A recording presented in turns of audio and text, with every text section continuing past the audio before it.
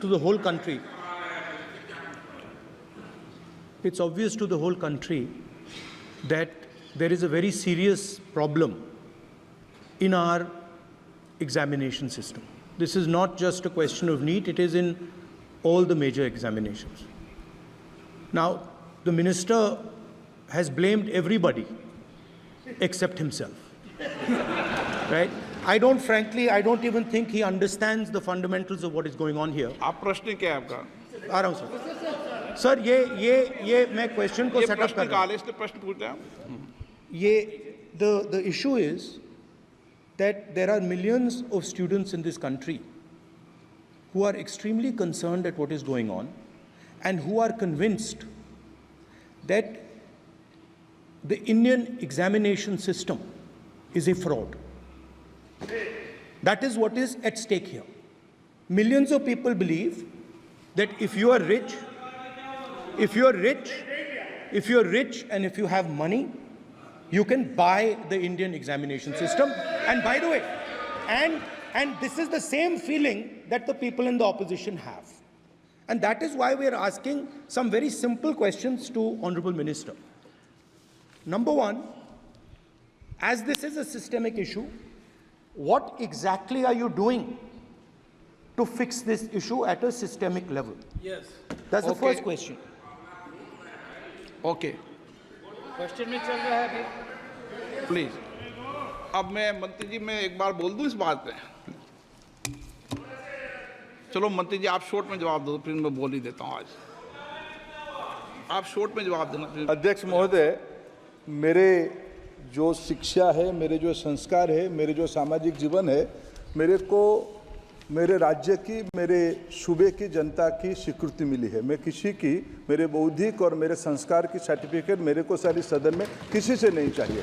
देश की प्रजातंत्र में चुन के मेरे नेता प्रधानमंत्री मोदी जी को प्रधानमंत्री की भूमिका दिया है।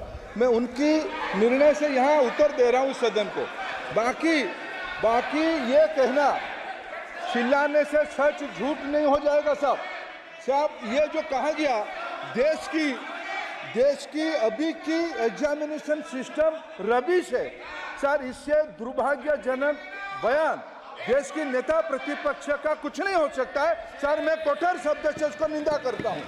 बाकी रहा, मैं सर आपके सामने, आपके माध्यम से देश के सामने सर एक तथ्य रखता हूं सर। जिन्होंने रिमोट से सरकारें चलाई है, 2010 में 3 बिल आया था सर शिक्षा सुधार के लिए।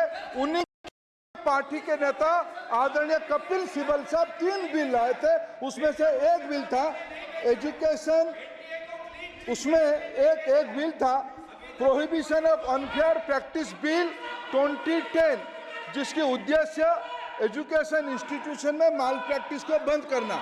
सर मेरे सरकार की हिम्मत है, अभी हमने पब्लिक एग्जामिनेशन की रेगुलरिटीज में बिल लाए, कानून बनाए। क्या मजबूरी था कांग्रेस पार्टी की, क्या मजबूरी था नेता प्रतिपक्ष की?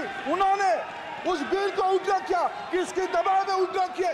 क्या निजी मेडिकल कॉलेज की दबाव में, उनकी घूसखोरी की दबाव में उन्होंने उस बिल को उल्टा किया था?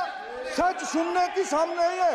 ये मैं किसी की विद्वता पे प्रश्न नहीं उठाता हूं, लेकिन सच 2010 में शिक्षा सुधार की बिल उन्हीं की सरकार ने लाया था, दबाव में उन्होंने उल्टा किया। ये हमको प्रश्न पूछते हैं। एक मिनट प्लीज, एक मिनट प्लीज। मैं सबको मौका दिया, सबको मौका दूंगा। एक मिनट माननीय सदस्य, प्लीज 1 मिनट बैठिए। प्लीज बैठिए। आप पहली बार, हाँ 1 minute.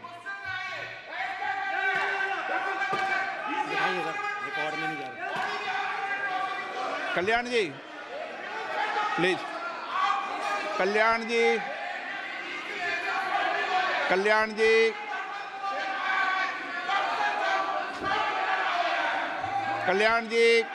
Please, Kalyan please 1 minute please, 1 minute सबको मौका दूंगा। 1 मिनट प्लीज, 1 मिनट। माननीय सदस्यगण, विषय महत्वपूर्ण था, मैंने सबको अलाउ किया। लेकिन एक बार इस सदन के अंदर ये सार्थक चर्चा होनी चाहिए, क्योंकि प्रश्न ये था कि परीक्षाओं के विषय के अंदर, और आप सबको पता है देश में अलग अलग राज्यों के अंदर भी अलग अलग दलों की सरकार रही, और उन अलग दलों की सरकार में आपकी भी सरकार रही, अन्य दलों की सरकार रही। वहाँ भी कई बार प्रश्न लीक हुए, प्रश्न पत्र लीक हुए और परीक्षाओं पर प्रश्न उठे।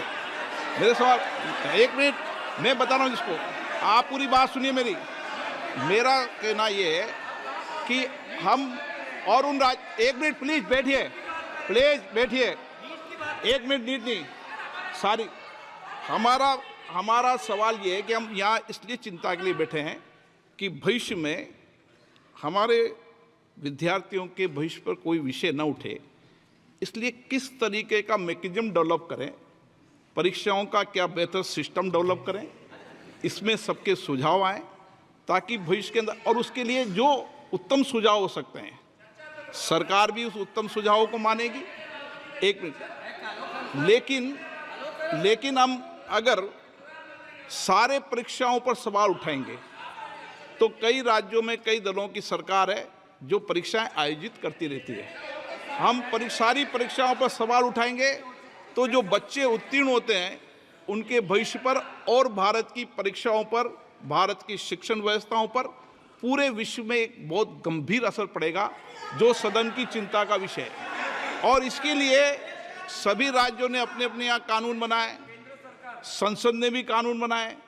कानून बनाने के अलावा इस विषय के अंदर एजेंसी जांच कर रही है, कोर्ट निगरानी कर रही है। हमारा सवाल ये होना चाहिए कि हम कैसे सकारात्मक रूप से सुझाव देकर इस सिस्टम को और बेहतर कर सकते हैं, ये होना चाहिए। आरोप प्रत्यारोप से सदन नहीं है। आप बेहतर सिस्टम डेवलप करो, और कभी भी सारे एग्जामिनरों पर सवाल उठाना सदन के लिए उचित नहीं है। ये सदन इसके लिए है भी नहीं platform. No question number 3, Shri D Prasad Rao. प्रश्नकाल में सबको सवाल उठाने दिया, और एक बार सवाल उठाने के बाद दोबारा नहीं उठाने दिया जाता। संसद नियम प्रक्रियाओं से चलती है और नियम प्रक्रियाओं से मैंने चलाया। श्री डी प्रसाद राव, प्रश्न नंबर 3। 9, मैंने सदन की चिंता क्वेश्चन नंबर सरकार को बता दी है और आप सबको बता दी है। Honorable Speaker, thank you so much for allowing me to speak this important question. I am Prasad Rao from Chittoor constituency, Andhra Pradesh. Our beloved Honorable CM Chandrababu Naidu Garu has requested substantial financial support from the center to help reconstruct and rebuild the Andhra Pradesh. एक minute please मानस, आप प्रश्न संख्या 3 है, पहले बोलो प्रश्न संख्या 3। Question number 3. माननीय मंत्री जी, कोई दिक्कत नहीं, सब सीधे पहली बार आए। अब माननीय प्रश्न पूछें प्लीज सदस्य। Thank you very much.